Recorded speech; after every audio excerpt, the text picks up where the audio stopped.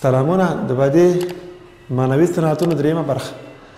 په دې برخه کې مونږ ځینې صنعتونه وایو د بیلګو سره به تاسو ته په ثبوت ورسوو، په بیلګو کې به ثابت کړو، په بیلګو کې به یې وښیو.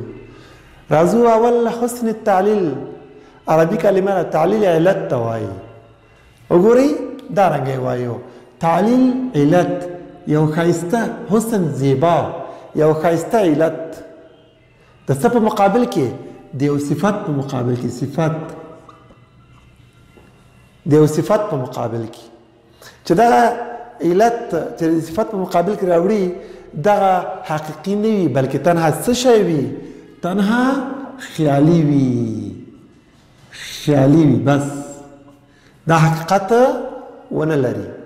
شاعر څه وایي اوس ګوري چې سبا به له مجلسه جدا کیږي، چې سبا به له مجلسه جدا کیږي، شمه ځکه درسته شپه د سوز ژړا کا. وګورئ شاعر څه وایي دا شمه ولې ژاړي؟ داسې وګورئ زه به داسې شکل رسم کړم چې هر څنګه راغله دا شمه چې اوبه کیږي داسې ویلې کیږي، دا یې ژړا سره تشبیه کړه. وایي دا شمه ولې ژاړي؟ دا ژړا په خپله یو صفت شو که نه شو؟ ژړا په خپله یو صفت شو. دې صفت مقابل کې ګورئ اوس یو علت راوړي چې دا خیالي ده. دا ځکه ژاړي چې سبا په دې مجلس کې نشته، له سبا د مجلس پسې په تنګ کیږي. شمه ذکر درسته شپه د سوز ژړا کا، شمه به همین خاطر کل شب گریه سوز درد میکنه. در مقابل یک صفت یک علت زیبا آوردن که خیالی باشه، حقیقی نباشد.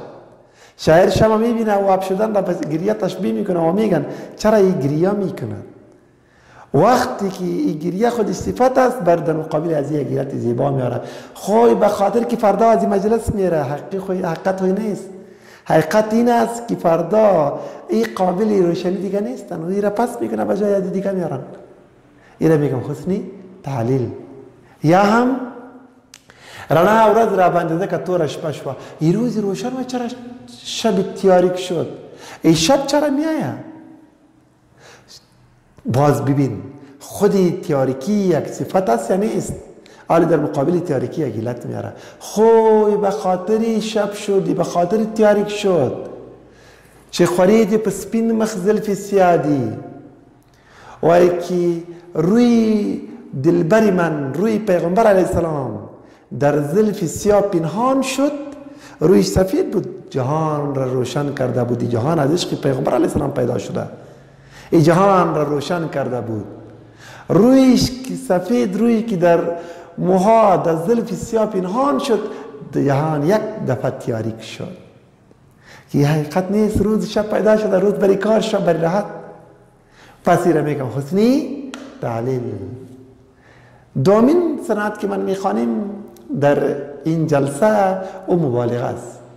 مبالغه از حد و اندازه زیاد گفتن را میگم. چی غیبت باشه چی صفت از حد و اندازه که زیاد شوه این را مبالغه میگم. د خپل حد و اندازې نه د یو چا صفت یا غیبت کول دې ته مبالغه وایي. په درې ډوله ده. چقدر زیاد گفتن از حد و اندازه، این بس این است. یک تبلیغ، اغراق، غلو. اینجا دو نفر است جنگ میکنه، میرن اداره، رئیس را میگن که ما وی جنگ کردیم. تبلیغ باز کدام بخش را میگن؟ این دو فاکتور من وضع میکنم. یک عقل است، عقل. دوم عملا است، عملا است. تبلیغ اینقدر میگن که این بچه ای کد یعنی کمی مبالغه کرد، از حد و اندازه تیر شد. این گپش هم عقل قبول کرد هم عملا اینجا امکان داره. دوم اغراق است. اغراق بخش مبالغه را میگم که عقل قبول کند ولی عملا امکان نباشه. همین بچه که رفت به او رئیس که قصه میکنه، این گپش عقل قبول میکنه ولی در این صنف امکان نداره. این را اغراق میگم. و بخش غلو نه عقل قبول میکنه نه عملا امکان داره. امی بچه که اونجا رفته امی کدام قصه که میکنه نه اینجا امکان داره و نه هم عقل قبول میکنه، اینقدر از حد و اندازه زیاد میشه. مثال د خوشحال سره که کینی او سو کاله، خوشحال خټک علی دعوا میکنه اگر همراه من بشینی چند سال دا دغره خټک بواله شاعران شي. ای خټک که در کو زندگی میکنه کل اینها شاعر جور میشود. به خاطری که یک زن شاعر خوشحال از اول شاعر نبود،